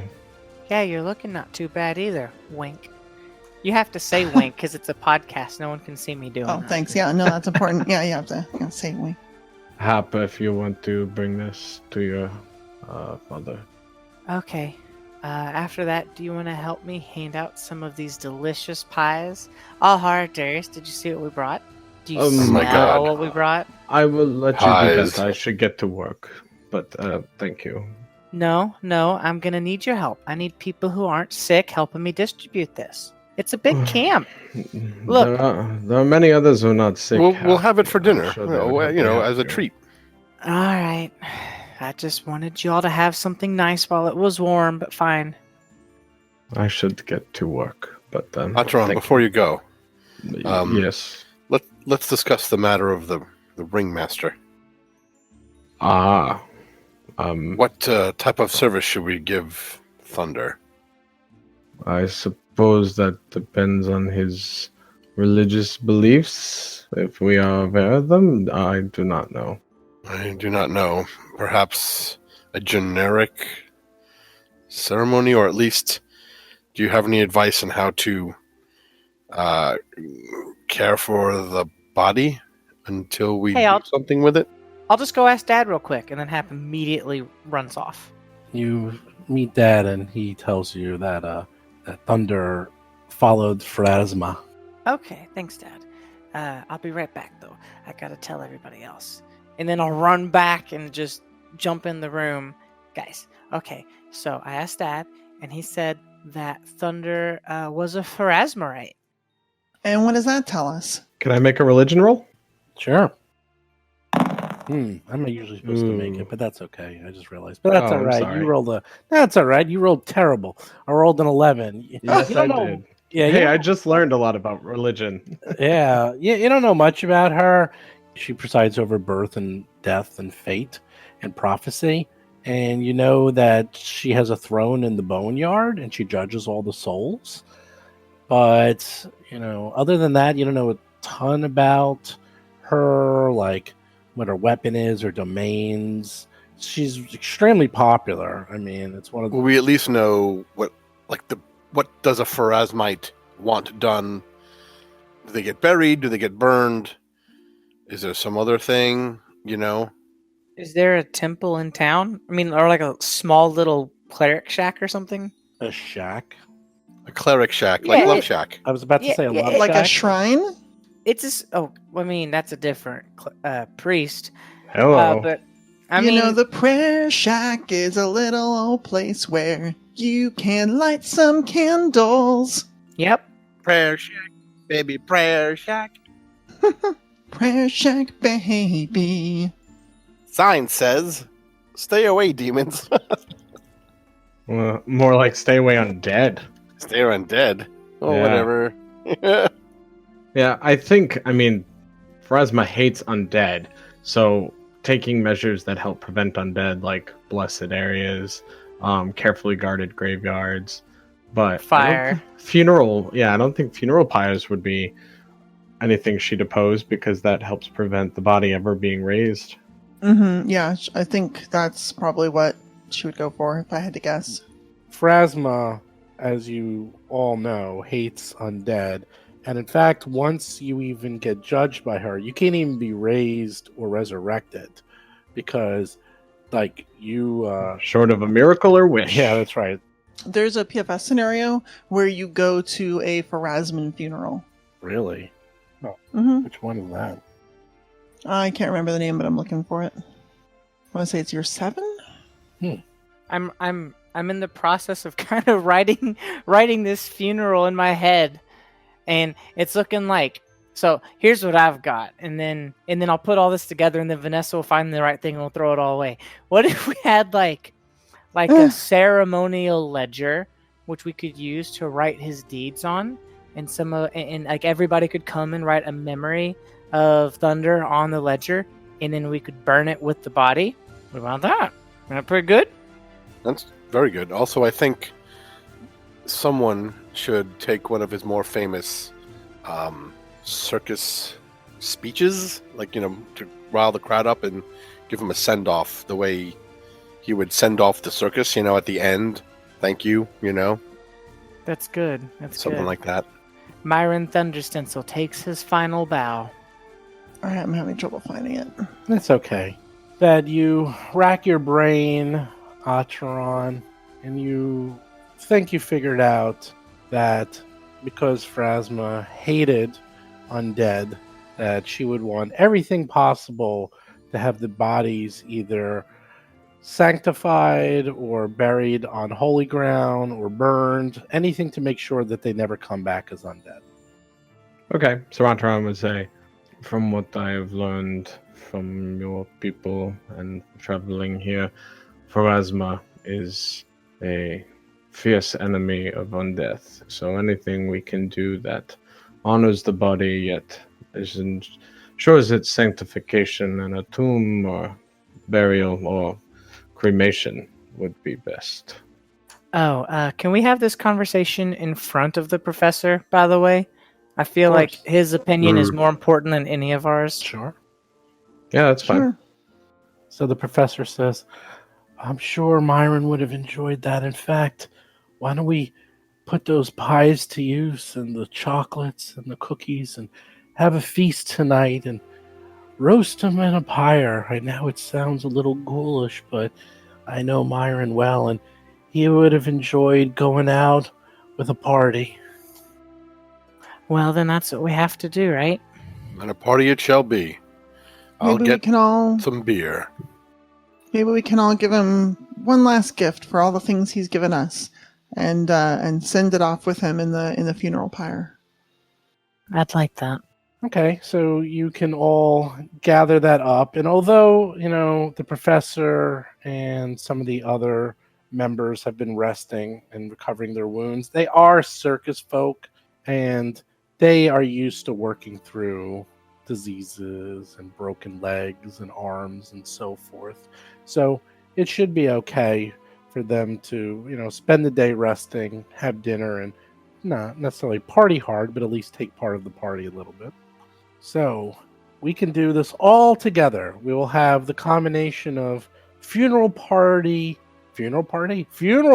pyre party of Myron. In addition, we can have people making rolls, because it'll be the end of the day, to see if they get better or worse. Dun, dun, dun. So you have 2 of the lesser anti-plague potions. That will give you 24 hours of a plus. So however you want to do it. And then I will say whoever did the day of bed rest, you can then do, and whoever was doing the resting or taking care of them can do their medicine check. Who wants to do that? So Alhara did not have one of the anti-plagues, but she insists that Darius take it because, oh my gosh, all those spots and pocks all over your body are disgusting. But she's going to use treat disease on herself, as it looks like you can only treat disease on one creature. So borrowing the healer's kit, the healer's tool that Darius has, she's going to attempt to do that on herself. Now, it doesn't say it's a secret check, so should I just roll medicine? Right. So you spent 8 hours. I guess after your workout, you then spend the rest of the day taking care of yourself. Yeah, the workout is very important to her.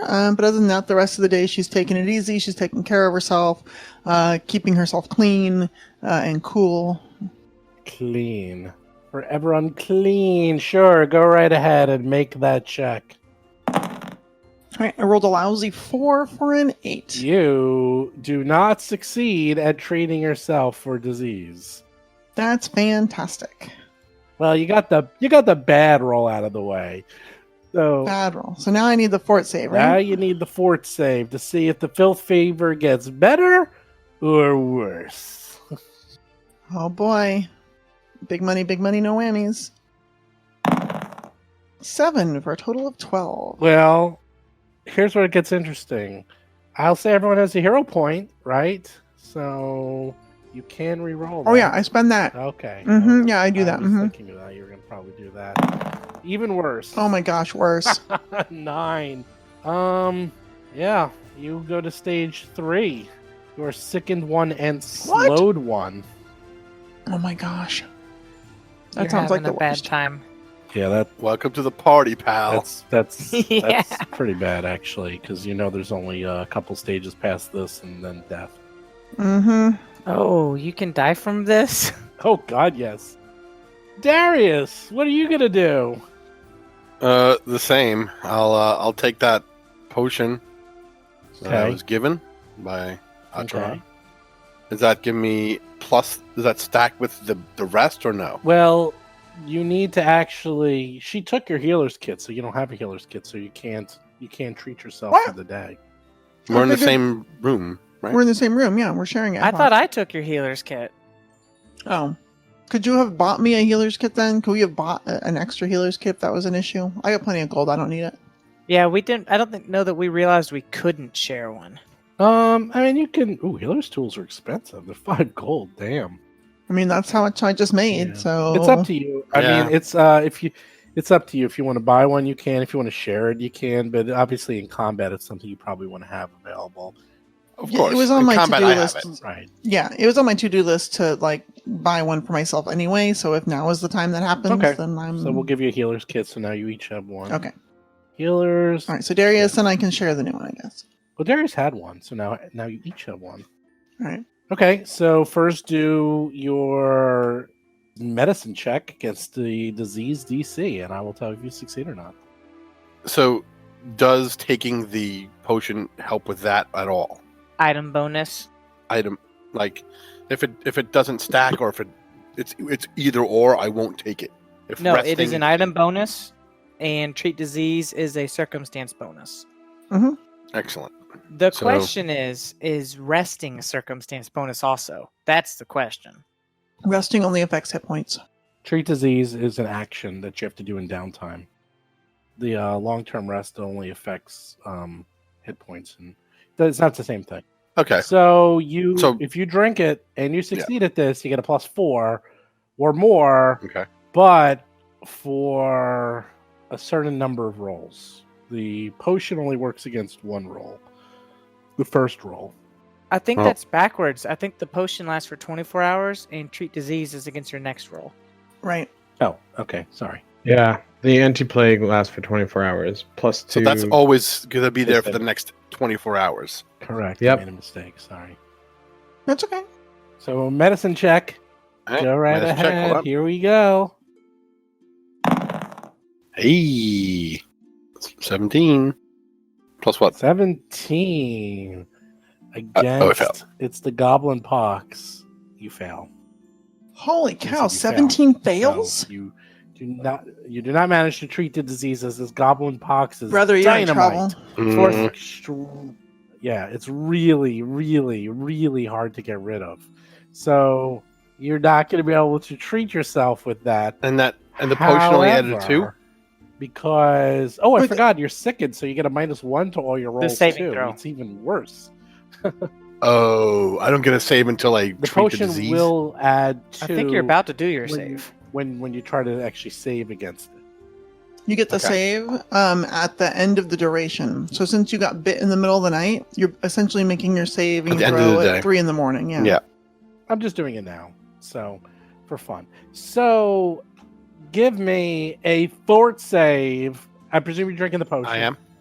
So you can drink the potion. Oh, Hero point. Okay. Use your hero point because that could have gotten even worse. yeah. Woo! Wow. Okay, that's a 18 for 25. Now it's a -1, so that's 24. But then a +2, so that's 26. Critical something or other? Not even Maybe? close. No, not close. Not even close. That's how nasty this is. So here's the good news. You feel good. You went from sickened to sickened 1 and slowed 1. I don't know how you actually got worse, but it's actually better. So now you're stage 2. The last 1 round. So you got to make another fort save. You got to make another fort save to get rid of this pox. +2. +2. 19? No, it's actually +1. 18. It is? Oh. Because you're still sickened 1. And yeah. you go back down to stage 3. You're sickened 1 once more. Oh, God. It's so bad. Might have to hire someone to get rid of it for you. Yeah. Well, I got good news for you. The cockatrice bite is a completely separate save, and it's not a disease. So you can give me a fort save for that to see if you shake off the slowed 1. Nope. God, that's an 11. If it can get worse, it would, but it actually is not true. That wouldn't have gotten any worse. No, you're still slowed. So Darius ain't doing so well. Sorry. Oh my God! What a way! This is gonna be eroded so hard. No, it's not. I don't think so. No, it's not. There's only like 2 diseases in the entire Pathfinder that does this, and Goblin Pox is one of them. I looked it up. I think it's 3 actually. I think it's 3 diseases. Welcome to hell. Yeah, well, this is not the fun part of No, it's not. this. Let's see how the other members do. First, we'll do Lisa. Lisa, how's Lisa doing? Lisa Flamboni. Her sister's been taking care of her all day. Let's see if her sister managed to help her. Oh yeah, sister easily manages to help her with the filth fever, so she's going to get a +2 to her roll. Let's see how she does. 23. She's fine. Fit as a fiddle. What's the big deal? This filth fever. Ha! So simple to take care of, right? Mm-hmm. Oh no, that actually brings you to. If a disease, does it bring you up 1? Is that how that works for disease? Or is that poisons? Yeah, so every success lowers the stage by 1, and every failure increases the stage by 1. And if you get to stage effectively 0, then you're cured, then you're done. Is there any chance that 23 is a critical success? She had a 22. So it's not a critical success. And she will get to roll 1 more time because she's in stage 1 and she's just a carrier. Oh, Yeah. Now she gets a 20. Gone forever. She is completely cured. Next up, Elysia with her pet snake. Let's see if she does how she does. You don't want her to die. 21. Sorry, 20. Well, really, a 19 because she's sick in 1. She also manages to go to stage 1. No problem. And a few hours later, let's see if she can just fight it off. 23. No problem whatsoever. Elysia has completely gotten rid of the filth fever. I don't even need to use hero points. And then finally, we got the professor. Oh, jeez. All right. Do I have permission to save my hero point for the professor's fortitude save? We'll see. Oh gosh. All right. I'm gonna make my medicine check for tending to him all day. And as part of the all-day treatment, I'm going to slip that anti-plague into his water so that he drinks it. Okay. Okay. 23. Is that a critical success? A 23 just misses critical success. Ah, so close. Very All close, right. though, by 1. So you give him a +2. So altogether, he'll get a +4 to this roll for the very going Yes. from stage 2 to stage 1. So here we go. But it's actually, he's sick in 1, so it's a +3. 20. Hey. Was that a 24? 24. That's 24. That's critical success. Critical success. He manages to go all the way back to completely healed. You know, Alhara and Darius, maybe you should have me roll for you next time. I am No the best- way. I am the best daughter. I rolled a 17, a 14, a 16, a 19, a 17. I am on Fire! You guys. I'm fine. I Terrible, can perform. terrible. Yeah. Put me in the ring. I'm okay. Alhara's Filth Fever stage 3. Darius Oh, is Goblin God. Pox stage 3 and still turning into stone slowly from the cockatrice bite. Excellent. No, it doesn't get worse. It just stays the same. Slowly gets worse. A statue dedicated to goblin pox. Otteron's gonna sell everything and just buy anti-plagues. That's right. That's right. Oh, this Can I identify this sickle and this vial? Maybe. Sure. Look, while you're that's you had all day. You could have done that. All right. Yeah. What are you using? Occultism, if that works. Sure. What's that? +8 for you? Or did it go up by 1? everything goes up by 1? No, it's still +8. Well, it was +7 last week, so now it's +8 this week. So. Oh, okay. I'm doing that from memory. Well, I'll tell you the secret. Here's the secret. At level 1, pretty much everything's +7. That's kind of the highest you can really be. So it's usually what you use. So it's almost always between like 3 and 7, and 7's usually the highest. I rarely see that above. Fighters can get above, but that's about it. Okay, here we go. Oh yeah, that sickle. You easily know that is a +1 sickle. Nice. And the crystal vial? Crystal vial. Oh yeah, you know that crystal vial is definitely a lesser anti-plague. Wah, wah. Oh my goodness. Oh, so it was alchemical. Oh well. Well, we'll still need it tomorrow. Yeah.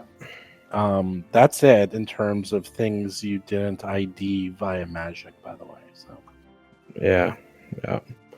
Otteron's gonna plan to sell quite a few of these things tomorrow. So you have the +1 sickle, you got all that other fun stuff. You have the 2 characters on death's door, and you got a big old party! Woo! So everyone celebrates the party. Everyone's having a good old time. The professor's up. He feels better than ever. Elysia's up. By the way, her snake has the goblin pox, Darius.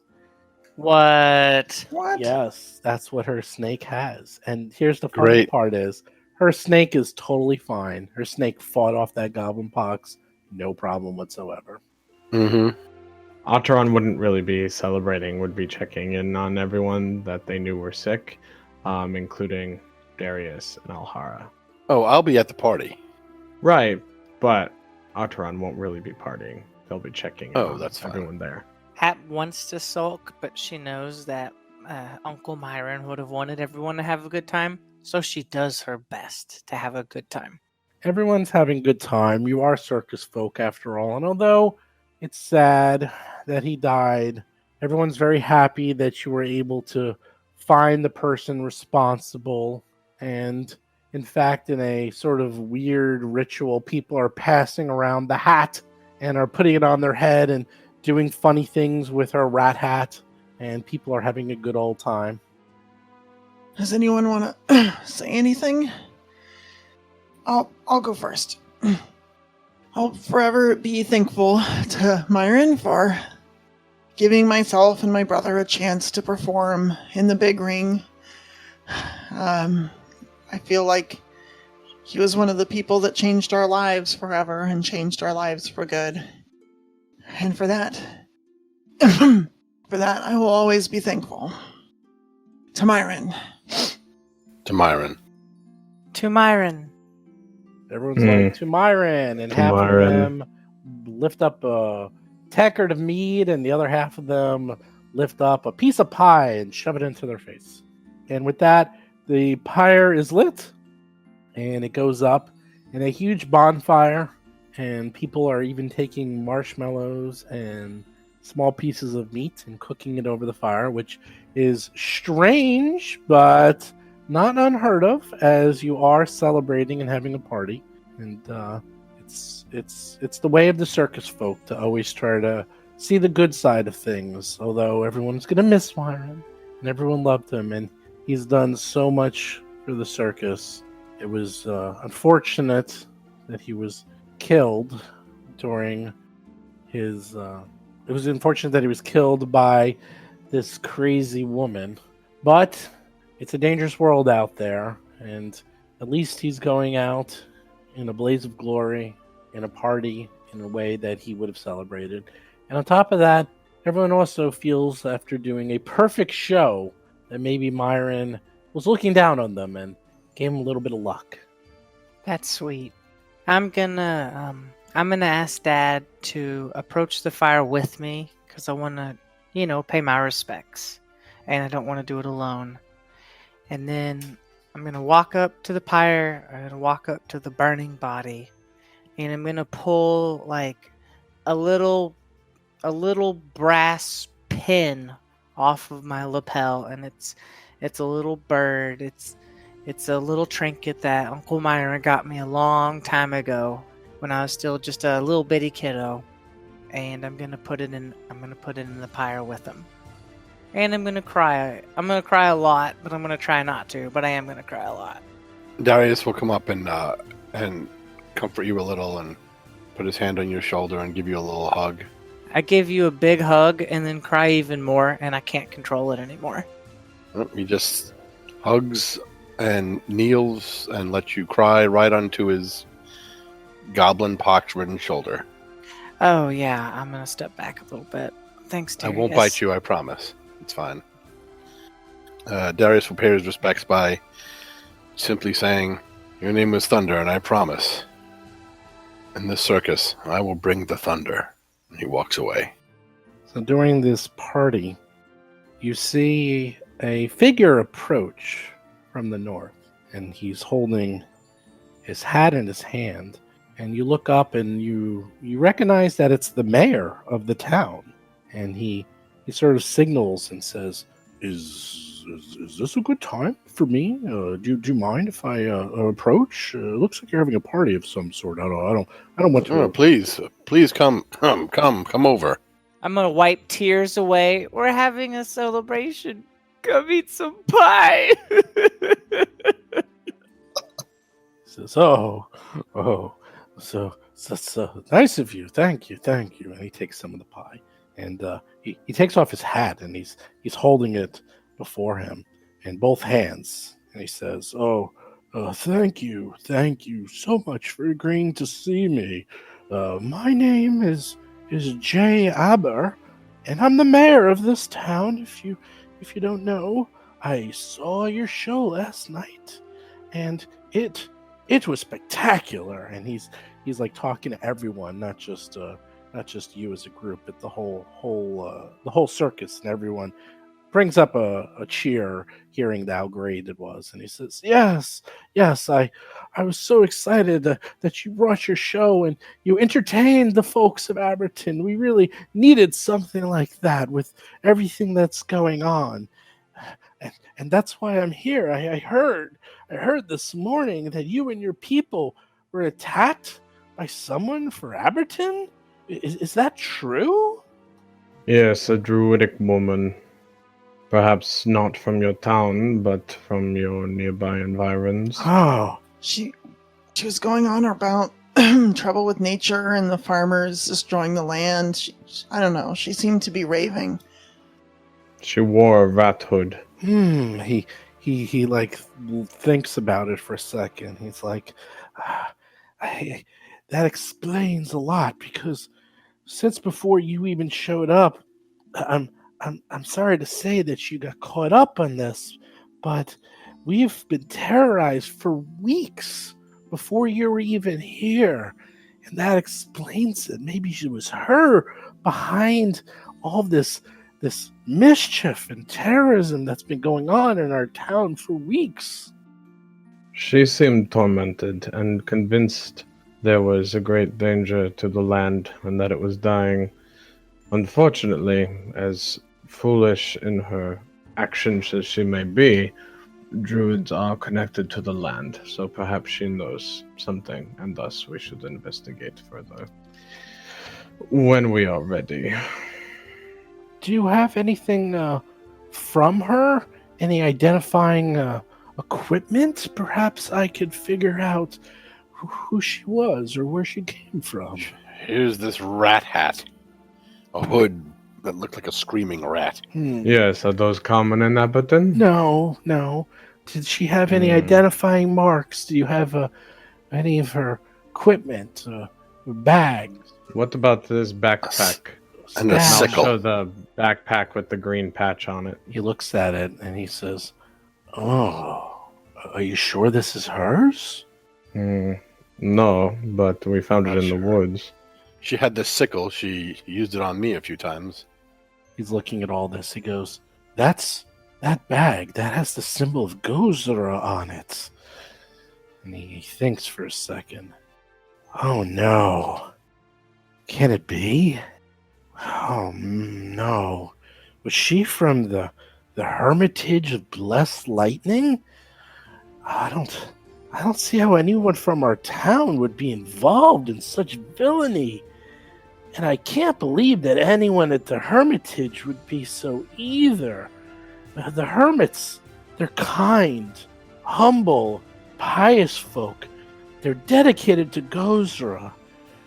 Their master is a man named Harlock Hemdell. He's a fine person. He loves animals. He loves nature. He's someone I truly call a friend. Honestly, it's impossible to imagine him having anything to do with what happened last night.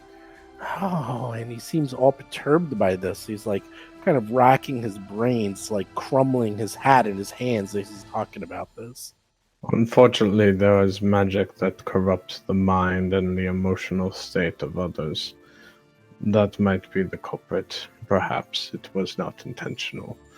Either way, she is dead. He says, "Yes, I figured as much.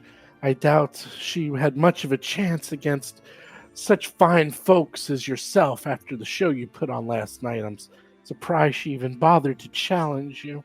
Oh, but the Hermitage, it's so strange. I mean, the town and the Hermitage, we don't always agree on everything. I mean, Aberton's had some challenges lately. There's been little rain, and the fields are dry.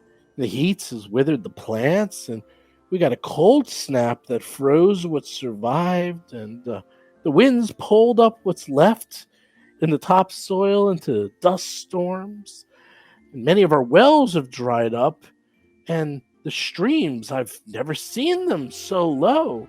Some of them have vanished completely. And now Ataran just kind of goes wide-eyed and looks between the other player characters, between Alhara and Darius and Hap. he says, oh, it's this nature, and I know it goes in cycles. I know many of us, we figure we just need to be patient. You know, the rains, they'll come back, and we hope that we'll have fruitful soil once again. But I know some of the hermits have blamed us for this current blight. For what, I don't know. She was ranting about this when she attacked us and nearly killed everyone here. Well, she did kill Myron. She killed our ringmaster. Oh, I don't know why. I mean, we have nothing to do with this. We're just farmers. We can't control the rain. They're worshippers of Gozera. If anyone should be able to control the rain, it's them. Has anyone spoken with them? Maybe we should speak with them. We may have to. Seems inevitable at this point, yes. I don't want another one sneaking in, disease-ridden creatures, getting everyone sick or killing anyone. I really do not think we can allow such. So perhaps it is best we speak with them directly. I mean, we're the ones who faced the druids, so it makes sense that we would go and talk to them about what's going on. Yes, I agree. Well, that's actually why I came here, is that we have other items I want you to maybe help us out with. I'll tell you what, the Hermitage is extremely private and difficult to get to, and they don't allow anyone to visit them. I'm friends with Harlock. Now I'm going to go first thing in the morning and talk to him personally, because they're very, very secretive. So let me go first and see what I can find out. But in the meantime, I was hoping maybe you could help us, because things have gotten really, really bad. A few weeks ago, Armenia got attacked by a wild boar in the street. Aberton's Miller, Sierra Houghton, her and her family, they've gone missing, and we have nowhere to find them. And no one's to blame them if they left town. Maybe they were driven off. I'm not sure. And of course, I know, you think I would go to the sheriff with this. She's always kept us safe, but no one's found her either. We can't find her. So I'm desperate, I tell you, desperate. We need someone. We need heroes like you. If you can look around. I heard how you protected innocent people here last night. I thought maybe you can do what you did for them, for us. I beg you, I plead.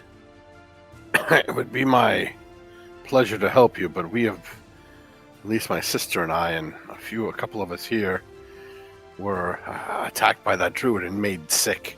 If we can get an audience with whatever group she was with, maybe they can lift this malady from us, and we can help you. He thinks. He goes, well, again, the Hermitage. I'm going to go talk to Harlock about the woman who attacked you last night. Perhaps I can even get admission to talk to them and see that they're harmless. But I'll do one better for you. I'll grant you an audience with my own personal physician and pay for you to have those diseases removed so that you can perform you can perform these services. So how about it? I will do what I can to have your diseases treated. I'll go to the Hermitage, and if you can look into these mysterious goings on for the last month, can we agree to that?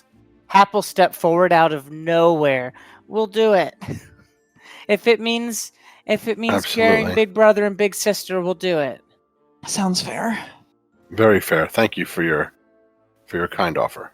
I will appraise your physician. Please have it. Please have some meat and pie. He says, oh, thank you. You're kind folk. Circus folk. And he's like seeing everyone dancing around. It's like, ooh, that looks exciting.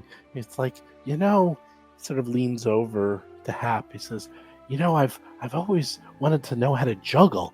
Does anyone here know how to juggle? Maybe they could teach me. Well, do you see that couple over there? That's the Flamboni Sisters. They juggle fire. Do you want to go talk to them? Come on, let's go talk to them. Okay. And after that, I want you to meet my best friend in the whole world. His name is Mr. Bardoff, and you're going to love him. Oh, Bardoff, you're Yes. The bear. Roar! He shows up. It's like, ah! He's like all freaked out. That's the bear. The bear shows up. And the bear does an act. The bear kind of knows. It's sort of, he's like, puts on the fake growling attacking act. Like he's like, roar, charging at the mayor. And he's screaming, throws his hat at, collapses on the ground. And the bear just jumps on him and starts licking his face ferociously like a dog. That's my boy. Who's a good bear? Who's a good bear?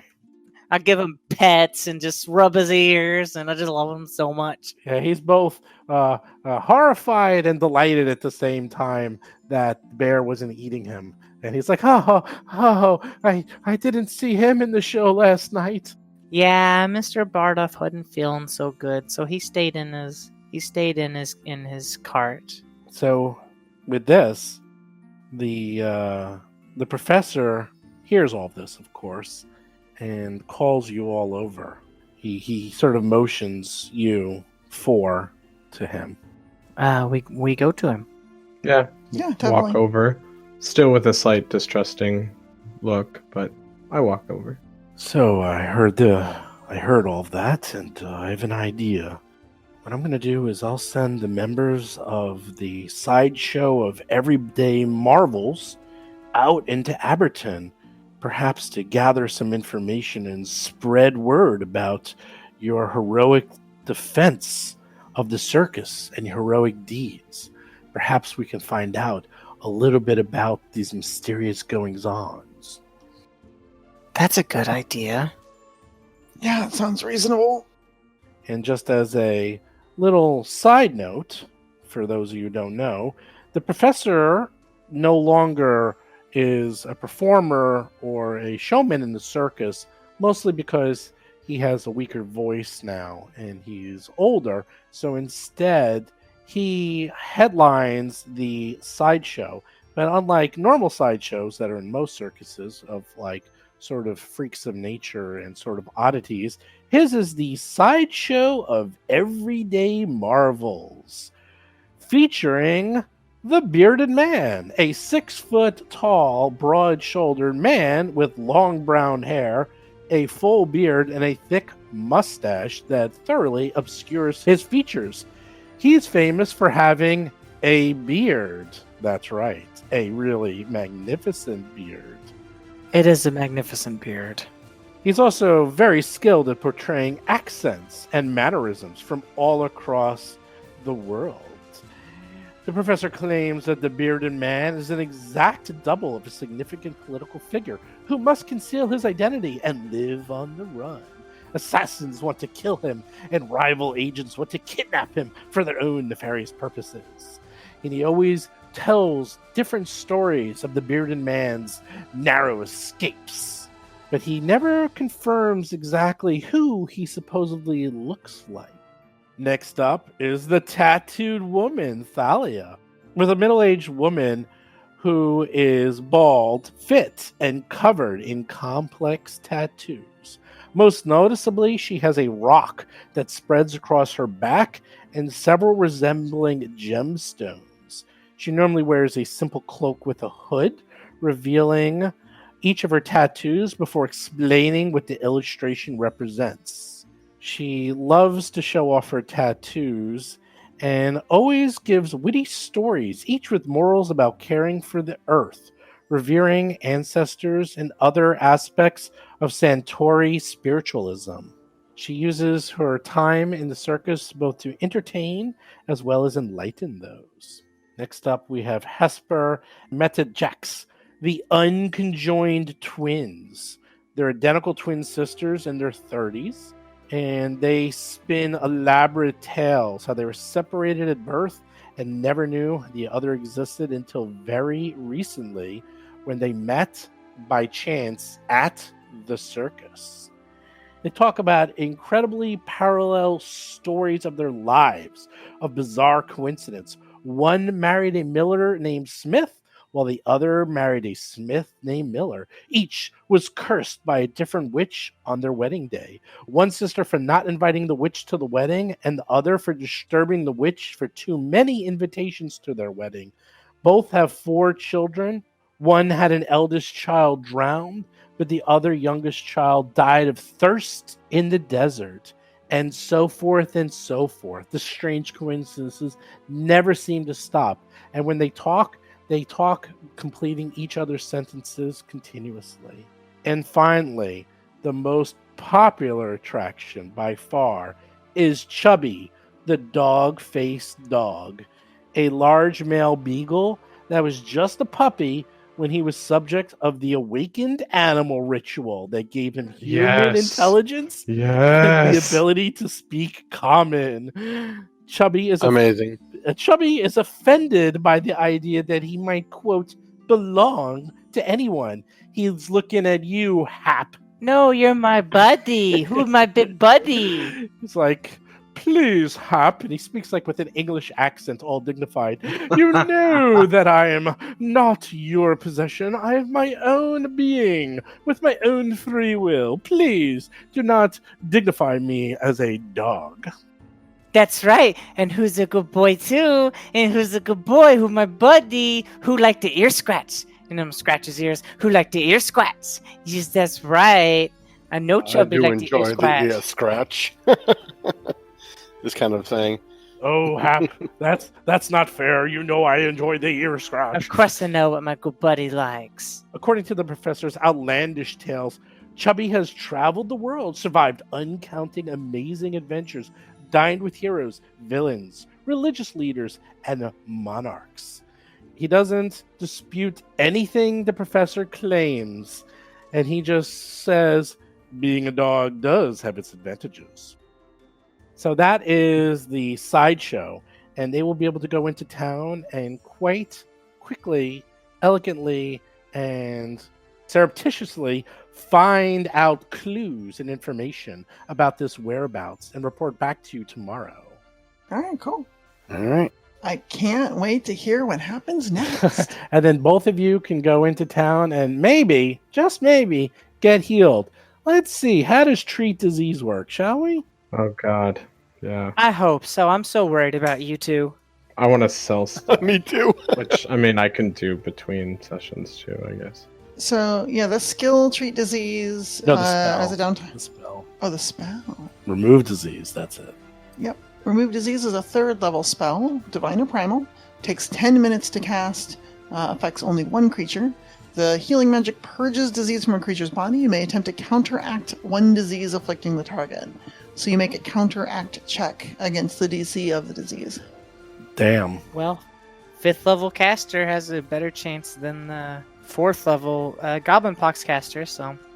And I think if they counteract it, you just lose, the whole thing goes away, and it's not like you have to go through the steps, it's just gone. So It's just yeah, I gone. think counteract is just a... Spell better do that. If it just Yeah. give me some dumb roll, that's not magic. That's just rolls. well, the thing is they can do it again. So if it fails, they can just cast it again, you know. I guess blow a spell slot. I mean, that seems for a 3rd level spell. That seems a little much. Shouldn't it It's just actually make it the works. disease go away? No, it does. It does make the disease go away, and in fact, it even works. Even if they fail, they can still do it because if it's lower than them, they succeed. It's very powerful. It pretty much. The only time it doesn't work is if the disease is really strong or they critically fail. So yeah, the counteract check's pretty easy. It's a spellcasting ability modifier plus proficiency bonus, which is where that 5th level is going to really help, plus any bonuses for counteract. So they're already looking at a +7 without their stat. So it's going to be a nice big bonus to get rid of this thing. Yeah, you should be okay. Oh, sorry. Is that me or you? I can't tell. Mm-hmm. So it's pretty much a 95% chance or so that it's going to succeed and get rid of it for you. But we'll find out next week on 3 Ring Adventure. Dun dun dun! How cute.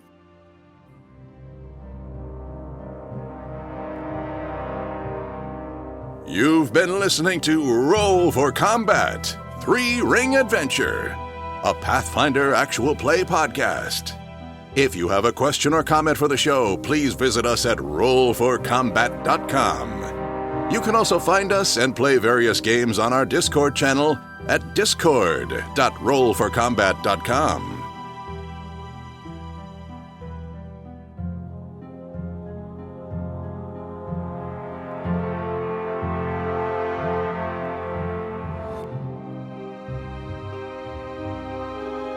You've been listening to Roll for Combat. Until next week, always remember to extinguish any flaming party members.